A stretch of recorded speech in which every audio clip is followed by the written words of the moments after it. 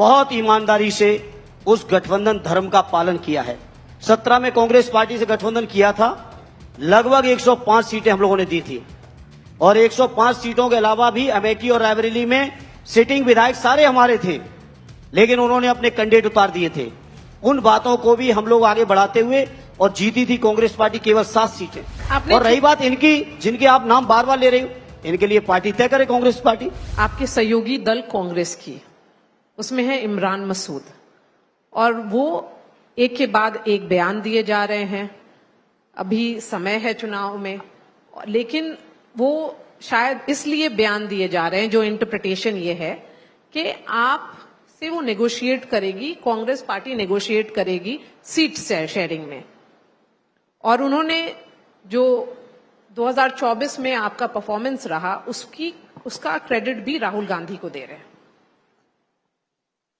देखिए, मैं उन लोगों के बारे में ज्यादा बात नहीं करूंगा जो लोग इंडिया अलायंस के मजबूती में दरार पैदा करने की कोशिश कर रहे हैं। इमरान मसूद वही कर रहे हैं।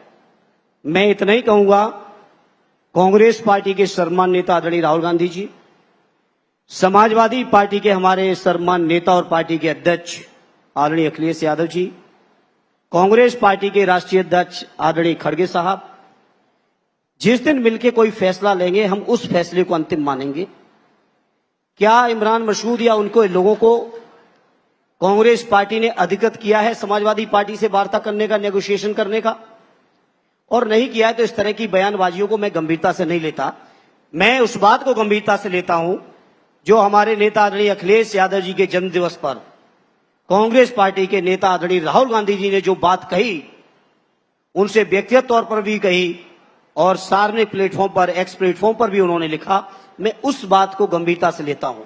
जिस दिन कांग्रेस पार्टी के लोग ये कह देंगे कि हमारी तरफ से इमरान मसूद ही सर्वे सर्वा और फैसला लेंगे, हम उस दिन उनकी बात को गंभीरता से लेंगे। उससे पहले हम इस तरह के लोगों को गंभीरता से नहीं लेते हैं। तो लेकिन रुकने के लिए भी तो नहीं कह रही कांग्रेस पार्टी। तो अब इसका जवाब तो कांग्रेस की लीडरशिप देगी, हम तो नहीं दे सकते। हम ये जानते हैं, हमारे नेता आदरणीय अखिलेश यादव जी बहुत ईमानदारी से जिस किसी का भी साथ दिए हैं, जब कोई गठबंधन किए हैं, बहुत ईमानदारी से उस गठबंधन धर्म का पालन किया है।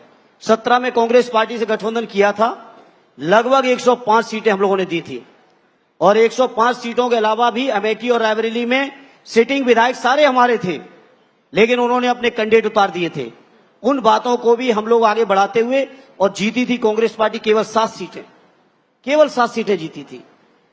अभी जब 19 के लोकसभा के चुनाव में आदरणीय बहन जी के साथ हमारा गठबंधन हुआ, उत्तर प्रदेश की जितनी बेहतर सीटें थी अगर उन्होंने चुन लिया था तो सम्मान में हमारे नेता ने छोड़ने का भी काम किया था। 22 के चुनाव में कई छोटे छोटे दल जो आजकल बहुत ज्ञान दे रहे हैं और आप लोग उनके ज्ञान को लंबा लंबा प्रसारित कर रहे हैं, ये भी सदन में अगर बैठे हैं तो हमारे नेता आदरणीय अखिलेश यादव जी की ताकत पर बैठे हैं। इसलिए हम समाजवादी पार्टी के अनुशासित सिपाही होने के नाते, जिम्मेदार नेता होने के नाते और समाजवादी पार्टी की जो स्पिरिट है भारतीय जनता पार्टी को हराने की, देश के अंदर लोकतंत्र बचाने की, बाबा साहब भीमराव अंबेडकर जी के संविधान को बचाने की जो हमारे नेता आदरणीय अखिलेश यादव जी की स्पिरिट है, उस स्पिरिट के अनुरूप मैं समझता हूं मैं ही नहीं बल्कि समाजवादी पार्टी का कोई भी नेता ऐसी कोई बयानबाजी नहीं करने जा रहा है जिसकी वजह से कहीं कोई गठबंधन पे कोई आंच आए। और रही बात इनकी, जिनके आप नाम बार बार ले रहे हो, इनके लिए पार्टी तय करे कांग्रेस पार्टी।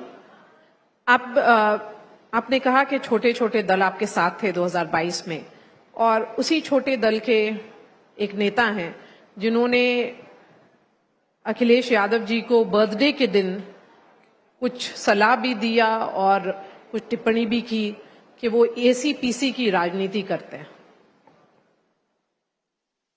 अब ये लोग गंभीरता बनाने के लिए, चर्चा में आने के लिए इस तरह की अनगढ़ बयानबाजी करते हैं।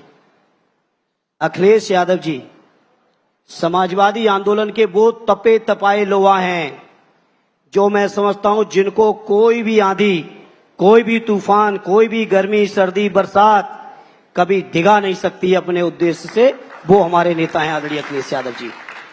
और जिनकी बातें कर रहे हैं, अगला कभी मौका मिले तो इनसे पूछिएगा कि इन्होंने माननीय प्रधानमंत्री जी के बारे में क्या क्या बातें की थी, देश के प्रधानमंत्री जी के बारे में। वर्तमान मुख्यमंत्री जी के बारे में क्या क्या बातें करके गए थे? क्या आज वो अपनी बातों पे कायम हैं? अगर कायम हैं तो उनकी वर्तमान बातों को हम थोड़ा सा तवज्जो दे देंगे। जब पुरानी बातों पे जो कायम ना हो, उनकी वर्तमान बातों पे चर्चा करके मैं अपना समय नहीं खराब करूंगा। बस एक सवाल गठबंधन पर, क्योंकि आपने कहा कि अखिलेश यादव गठबंधन धर्म का पालन करते हैं, तो क्या कांग्रेस भी करती है? जो डीएमके के साथ हुआ, उन्होंने तो नहीं किया, उन्होंने डीएमके को बताया तक नहीं, और वो टीवीके के साथ अलायंस में गवर्नमेंट उन्होंने बनाया। तो आपको क्या इंडिया ब्लॉक को, और खास करके आप बहुत ही प्रमुख पार्टी हैं, आपको इस बात का लगता है कि शायद कांग्रेस को बताना चाहिए था? देखिए, अभी इसका फैसला तो कांग्रेस पार्टी के लोग लें कि उन्हें क्या फैसला लेना, उनका अपना आंतरिक मामला है, और उस फैसले को किस रूप में ले रहे हैं ये डीएमके के साथियों का मामला है। लेकिन चूंकि इंडिया अलायंस में हम लोग हैं, साथ में बैठते हैं, साथ में मीटिंगों में रहते हैं, हर अभियान में साथ रहे, मैं इतना ही कह सकता हूं, डीएमके के पास जो भी क्षमता थी, और देश की चौथे नंबर की नहीं 5वें नंबर की वो सबसे बड़ी पार्टी थी, अब चौथे नंबर की हो गई चूंकि टीएमसी बीच से हट गई। जब भी कभी मौका आया तो डीएमके के साथियों ने 100% इंडिया अलायंस का साथ दिया है। मुझे याद है 17 अप्रैल को वोटिंग हो रही थी डिलिमिटेशन बिल पर, 23 तारीख को तमिलनाडु में चुनाव थी, और 17 तारीख को डीएमके के 22 के 22 साथी अपना चुनाव छोड़ के डिलिमिटेशन बिल को बचाने के लिए यहां पे अपना वोट कर रहे थे, अपना खुद का चुनाव छोड़ के। ये बात मुझे जरूर याद है, डीएमके के साथियों ने इंडिया अलायंस का साथ दिया है। अब उनके साथ चूंकि हमारे पार्टी का वहां तक संगठन नहीं है तमिलनाडु तक, कांग्रेस के साथी क्या कर रहे हैं क्या नहीं कर रहे हैं तो कांग्रेस के साथी तय करें, हम इस बारे में कोई प्रतिक्रिया नहीं दे सकते। पवन जी, एक बात होती है, क्या आपको कभी ऑफर नहीं आया बीजेपी की तरफ से? बहुत बार आया। आया। कैसा आया? आया। क्या ऑफर आया? आया, हमने बताया था राष्ट्रीय अध्यक्ष जी को। आया। किस तरह का ऑफर आया? मतलब सब आया, विधायक मंत्री सब आया। जानते हैं, ये भी घटना बता दें आपको, हम मेरे पिताजी, जैसे मैंने राजनीति शुरुआत की तो मेरे पिताजी कभी नहीं चाहते थे, लेकिन जब मैंने राजनीति में मैं प्रवेश कर गया, लखनऊ स्थित उपाध्यक्ष हो गया, तो ये भी बहुत महत्वपूर्ण घटना है। नेताजी का फैजाबाद आगमन था, तो मैंने कहा कि आपको मेरे घर चलना। कहे हाँ चलेंगे तुम्हारे घर। मैं जेल से छूट के आया था, वही मेरे ऊपर गैंगस्टर और सारे मुकदमे दर्ज हुए थे बहन जी की सरकार में, उसके बाद मैं छूट के आया था। तो मैंने कहा आपको मेरे घर चलना। कहे चलेंगे। नेताजी मेरे घर आए, अंगूरीबाग कॉलोनी में। मेरी माता जी ने खाना बनाया था।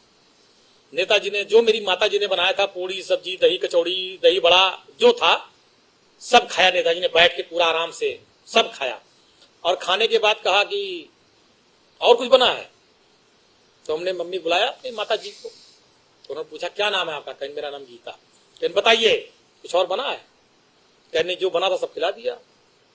फिर उन्होंने, मेरी माता जी ने कहा नेताजी से, ये पढ़ते लिखते नहीं है, क्या होगा इनका? नेताजी ने कहा पवन के कारण आज मुलायम सिंह यादव इस दरवाजे पर आए हैं, और देखना वो एक दिन वो भी आएगा।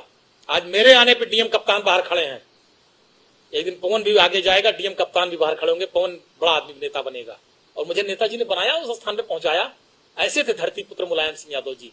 तो उसी दिन से मेरी माता पिता, मेरे पूरा परिवार का एक लगाव है नेताजी के परिवार से। जब ये सब बातें आई कुछ लोगों ने कि भाजपा वाजपा ये सब, तो मेरे पिताजी ने तुरंत मुझको फोन किया, कहा जीवन में भूल न करना, जीवन में गलती न करना। ये चीजें मेरे पिताजी ने बहुत सख्ती से मुझसे बात कही थी, मैं बहुत ईमानदारी से आपसे कह रहा हूं।